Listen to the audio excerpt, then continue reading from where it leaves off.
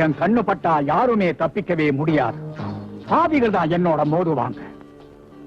அன்னைக்கு ஒரு இன்ஸ்பெக்டர், இன்னைக்கு ஒரு நீதிபதி. சட்டத்துக்கு நமக்கும் அடிக்கடி சடுகுடு நடக்குது. எப்படியும் நான் தான் ஜெயிப்பேன். மோகன்தாஸ்கிற நீதிபதி அதே கார்ல கூடவே வந்தாரா? சரக்கோட வந்த நம்ம காளி தப்பிச்சுக்கிட்டான்.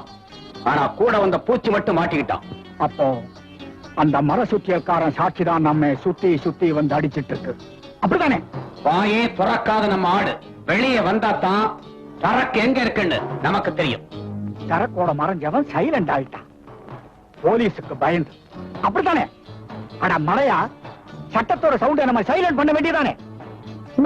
அத பத்தி நீங்க கவலைப்படாதீங்க. சாட்சியோட சன் குமார் பச்சையான சபலக்காரன். அவனை சைட் அடிச்சு மடக்கி நம்ம சைட் ரூம்ல அடைச்சு வச்சுட்டேன்.